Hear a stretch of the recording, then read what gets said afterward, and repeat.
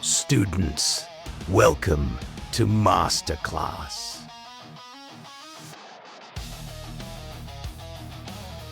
Produced by Victoire. The Masters of Wrestling gives a special thanks to Mr. Jesse Hernandez. Students, welcome back to another episode of Masterclass. And today we're going to be discussing the subject: did Vince McMahon only sell WWE because of the Janelle Grant lawsuit that was coming? Make sure you lay the smackdown on that subscribe button, hit the likes, and share with your friends and family. I am the Master Emir, along with my co-star, the bodacious suave, Matthew Jacobs. How's everyone doing, Amir? I think everyone's doing great, all our viewers out there. But I did see a statistic that a lot of our viewers are watching but not hitting that subscribe. So you make sure you hit that subscribe button, ladies and gentlemen. And also, make sure you join and become a member, because we got some hot topics that are censored that can only be seen on our members-only version of the channel. That's $4.99 a month. Make sure you go over there. And also, Matthew, what do we encourage from our viewers every week? Leave comments, leave super chats. We want to know how you're feeling. We want to know what wrestling's doing to you nowadays. Is it making you happy?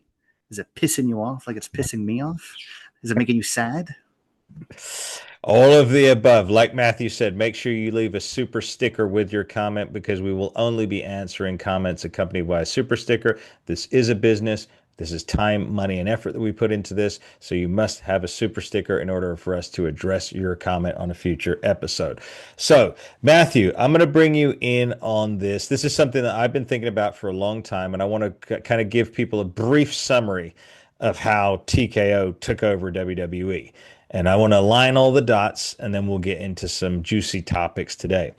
So, years ago, I noticed that when William Morris and Endeavor Talent Agency joined to become WME, William Morris Entertainment, when they joined and formed this, they were representing Vince McMahon. Vince McMahon was a client of Ari Emanuel at WME, much like The Rock, Dwayne Johnson.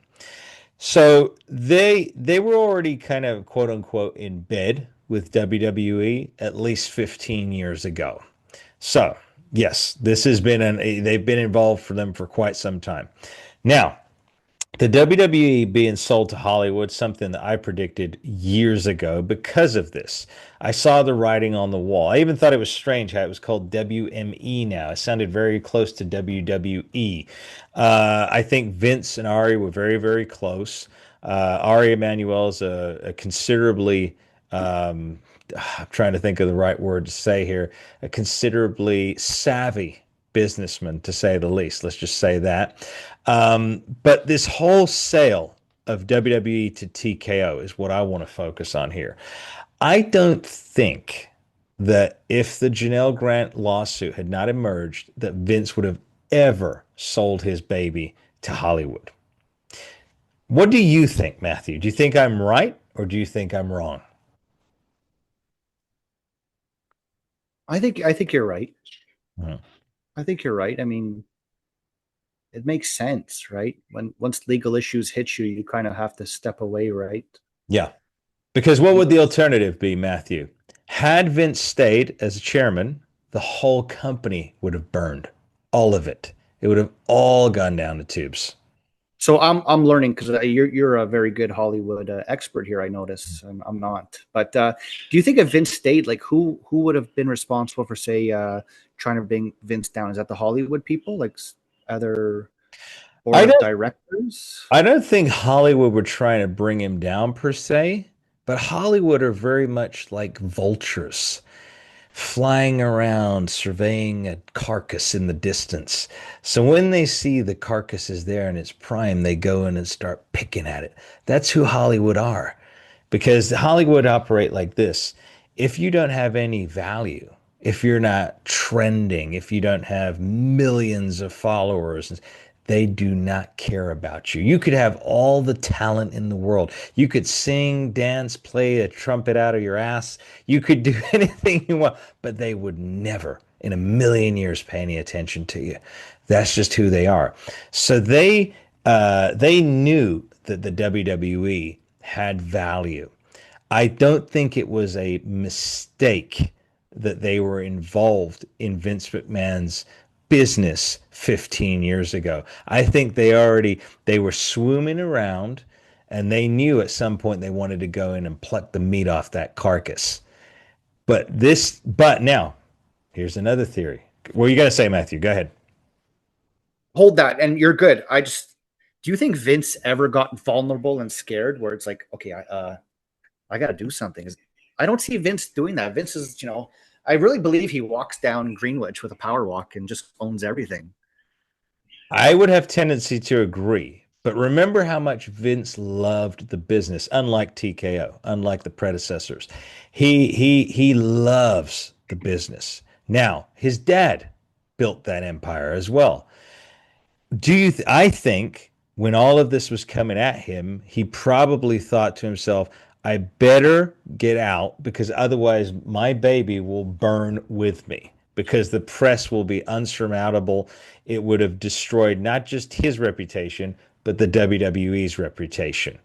Okay. I think he was a little bit afraid, not for himself, for the company, for what he built. But the son-in-law, he's going to destroy it himself anyway. Well, no, that's TKO is going to destroy it. Let's get that straight. They're the ones destroying it. Well, come up with some creative writing there, pal. Your uncle, tell him, what the hell are you doing? I've sent numerous messages to my Uncle Paul. If anybody doesn't know, my Uncle Paul Levesque, Jean Paul. But he just doesn't listen. He doesn't respond to criticism. But that's by the by. I'm done. We're done trying to save WWE. We already know they're on their way out.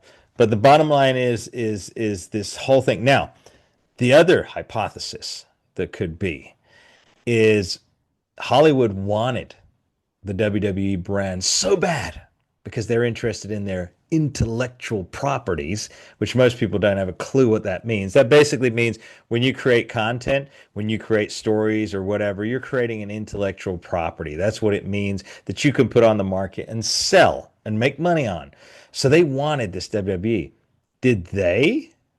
Did they potentially, again, this is just for entertainment purposes, did they create all these legal problems at once for Vince McMahon so that in a sense they could position themselves much like a hostile takeover, like WME was created in a hostile takeover, to take the WWE right out from Vincent Kennedy McMahon's hands?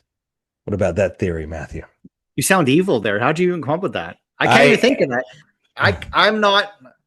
You can answer in a second, but I don't even have the creativity to even think of that.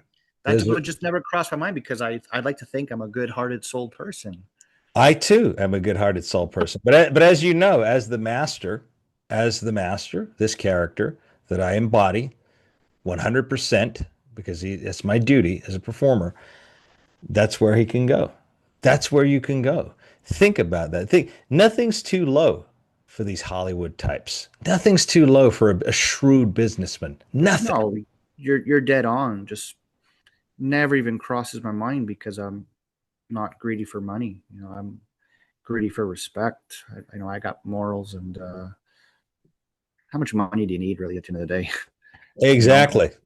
How much money do these TKO people really need? Because, like I said, there's again, and students, we want to throw this out to you. Write your comments. Let us know if you're feeling the same thing. Ever since TKO took over, there has been a dark cloud over WWE. It has been there, and it's weird. It's the product now is too squeaky clean. It's too heavily on focused on sponsorships all over the ring, which is disgusting. It looks ridiculous. It looks cheap.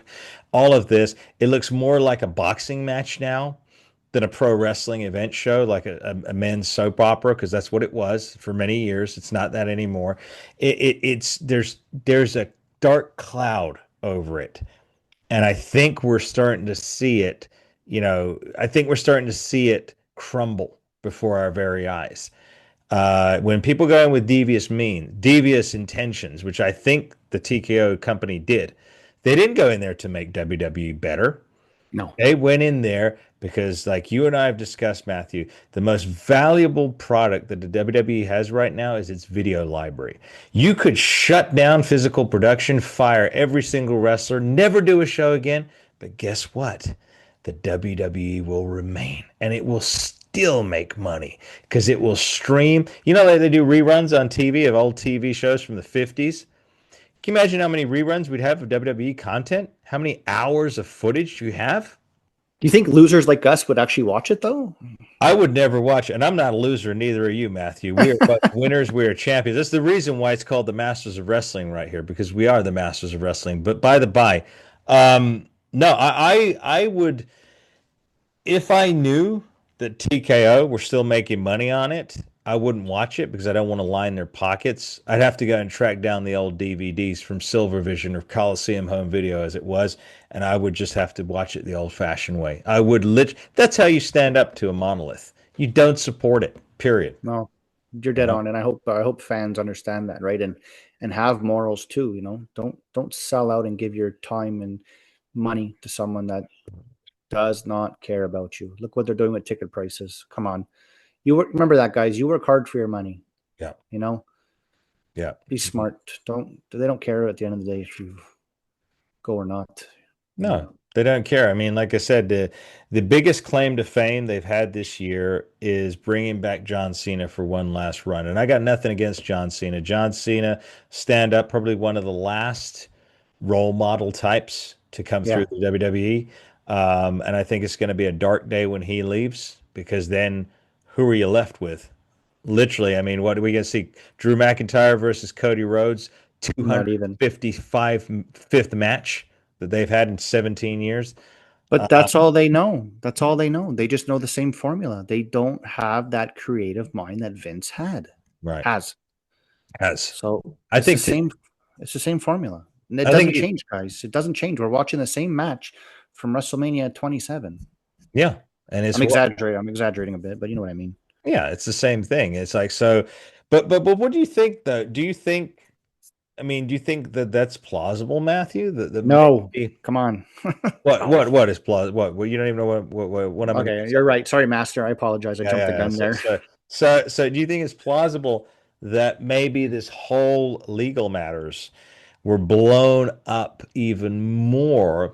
Because think of this. I'm going to add one more. I'm going to add one more caveat to this. This will make you think, everybody. Now, if you've got all the money in the world fueling and funding you, you own media. Okay, the likes of WME own the media. Why were they not able to bury the Janelle Grant lawsuit? Why couldn't they just pick up a few phone calls and say, hey, New York Times, don't run that story. LA Times, don't run that story. NBC, don't run that story. But you know what? They allowed them to run it so that Vince would have to sell the WWE to them. Manipulation at its best. I think I cracked the case, ladies and gentlemen. Look at that conspiracy theories, unsolved mysteries here, pal. Unsolved mysteries. You know, the masterclass, we're going to go and we're going to ebb and flow in many different directions. You're going to come along for the ride with us here as our subscribers and loyal members. You know, we like to educate as well as entertain and inspire here on the masterclass. So, you know, what do you think though, Matthew? I mean, you're bringing up a lot of things that I just never thought of. You know, it makes sense. I'm curious to know like Vince's mindset now. Does Mm-hmm. he have any future goals now? Or is he, riding in the wind comfortably? Does he watch wrestling and say, oh my God, pal, what the hell is this? Like, I'd like to kind of know those things. And I don't know if anyone saw, but like he was outside a couple weeks ago or something. He looked pretty good. Yes, he did. Yeah. He did, like that skunk haircut there. Yeah, Like I don't know about that. It's like he's back on the HGH or something. Like he looked pretty good. Yeah. I tell you what, as much as he's, odd in his personal life, I think he did a huge justice to professional wrestlers and the wrestling industry. Yes, he went maniacal and pushed a lot of them to their limits, and they ended up dying because of it. But the creativity, what he gave to generations of children, no other incarnation of WWE has ever been able to do that. So I No, respect him for that. I do too. I mean, he gave me so much as a child, and that, watching Paul Roma, Bret Hart, all these Warrior, Rick Rude, Yeah, Haku. I mean, we can go on and on. Like, it was magic. it was pure magic. But And let's not get stuck there because you and I can get very, very upset, emotional. emotional Exactly. And I'll start crying here. thinking about the good old days that unfortunately will never return in WWE. But on that note, I just wanted to pose that to the viewers here because again, I'm trying to see now that there are a lot of holes in some of the stories that we hear, and I think a lot of the other podcasts out there. I mean, I tip my hat to all of them, but sometimes I think they miss these holes, these gaping holes in the story, and again, this is all for entertainment purposes. We're not saying it's true. We're not saying it's false. We're just saying this could be. But we want to explore these things because again, an industry, a WWE, a juggernaut is dying. It's for real. We're not making this up. Attendance records are down. They're changing things left, right, and center. It is dying. So as it's dying, we want to kind of dig out why is it dying, you know? And you know what, fans? If we're missing something and you know something that we don't know, share it with the master. Exactly. You got a hot tip, send it my way. All right. Make sure it's accompanied by a super sticker because, again, like we said, everything that we want to read, the comments and that we want to address here on a future episode, we're working here. So we need you to hit those super stickers. Otherwise, we won't answer the question. We won't deliberate on your question here on the podcast. Matthew, any closing statements for us? To be continued. Indeed. Yes, to be continued. And before we close out today, I do, because I haven't said it enough, I want to give all glory to our Lord and Savior, Jesus Christ, Yeshua, because without him, none of this would be possible. And I wouldn't even be doing this podcast. So I want to give all glory and praise to God for that. And I also want to remind everybody that the Masters of Wrestling is going to be coming out of the screen and into the physical, because in 2026, the Masters of Wrestling will be producing live wrestling shows that will be TV style quality here in Southern California. So make sure you stay tuned for all the details on that as we draw closer to that premiere. But until then, make sure you subscribe. I am the Master Emir. This is the Bodacious Suave Matthew Jacobs. We will catch you on the next one. God bless. Fans, the time has come for you to flex your appreciation in style. The Masters of Wrestling delivers the most truthful pro wrestling content week in, week out. And now we want you to show your support wherever you go. Power and Glory, the podcast t-shirts. Order yours now. Styling, the podcast t-shirts. Order yours now. To order your t-shirt and for shipping information, use the email